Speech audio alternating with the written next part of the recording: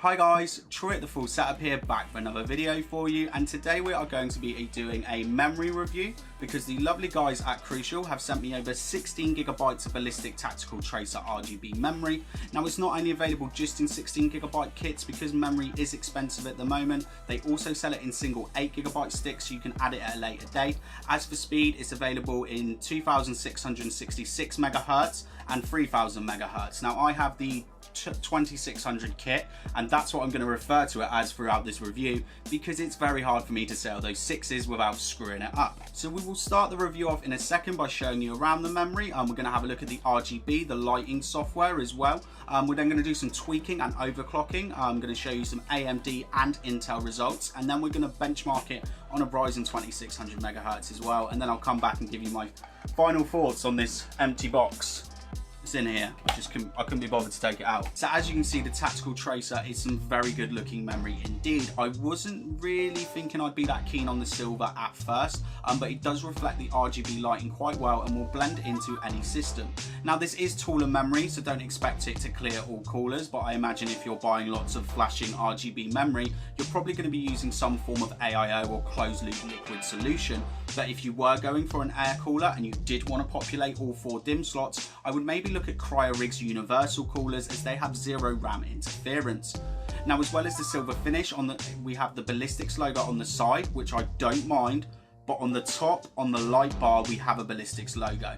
And I can understand why a company wants to brand their product, but I just think it ruins the look a little bit. I would also love to see this memory in white. I think that would help reflect the RGB lighting some more. Now, talking of the RGBs, each module has 8 RGBs, but these RGBs are fully addressable. Yes, I said that, they're addressable. In the Mod Utility software, you can actually build your own custom lighting profiles. Mine don't look very good, but I'm sure you could come up with some really creative stuff. As well as custom profiles, there are stacks of other profiles for you to choose from as well. And you can adjust the speed, you can do the brightness, you can even select per memory module and give it its own effect or its own custom effect. Very good software indeed. So now we need to talk about tweaking and getting the best out of this memory kit. So like I said earlier, Crucial sent me this. First memory kit I've been sent for free, mine. So if they're going to send you a memory kit, I know what you're all thinking. Why did you ask for the 2600 kit? Why didn't you ask for the 3000 kit? And there's a reason why I asked for the 2600 kit. If you have a look at the specifications here, you're going to notice something. They all have the same CL16 timings. The timings are the same. The only difference between the 2600 and 3000 kit is the voltages. 2600 is running at 1.2 volts, 3000 is running at 1.35 volts. So that's telling me all I've got to literally do is go into the BIOS, probably just set the XMP profile, and then maybe I might have to bump the voltage up. And I was able to do that. So on the Intel based system, I was able to push to 3200 MHz, literally just go in, set 3200 XMP profile. My Asus motherboard even set the voltage for me to 1.35 volts. Had absolutely no issues with it whatsoever. Now, doing a bit more tweaking, I was able to get to 3466, let's call it 3400, but it wasn't super stable. Well, it was, but the timings were crap. I wasn't happy with the timings. Now, moving on to AMD. Now, I tested this on an X370 Crosshair, and I mean, I'm running 3600 MHz memory on that with really tight timings. 3400 MHz as well with very tight timing, so the memory support on that motherboard is very good, but I was only able to take it up to 3000 MHz, but still we made the 2600 kit perform the same as the 3000 MHz kit, which brings me over to the benchmarks. Right, we're going to do some gaming benchmarks then. So we've got a Ryzen 2600 clocked at 4.2 GHz, and we're going to do 2600 versus 3000 MHz to see the difference there by using faster memory. Now, we're only using a mid-range graphics card today in a GTX 1060, so we're also going to be testing at low. The reason we're testing at low settings is going to show you the difference that memory speed will make if you're using a faster graphics card. Anyway, I'm just going to let the benchmarks roll and then I'll be back in a second.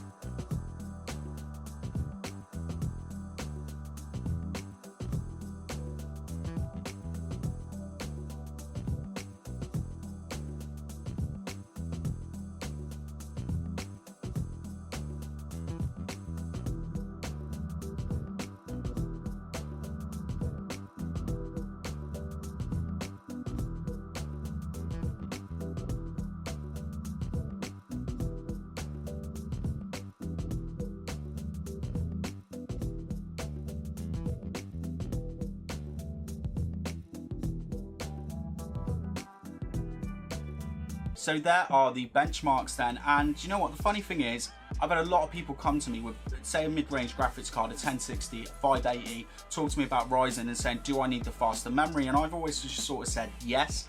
Now, at ultra settings, you're not really going to notice it that much. You're going to notice it when you lower the settings. When you're playing, if you're playing first-person shooters at lower settings, that's when you're going to notice faster speed memory. And it's not so much about the averages, it's more about the minimums. The minimums will be muchly improved using faster memory.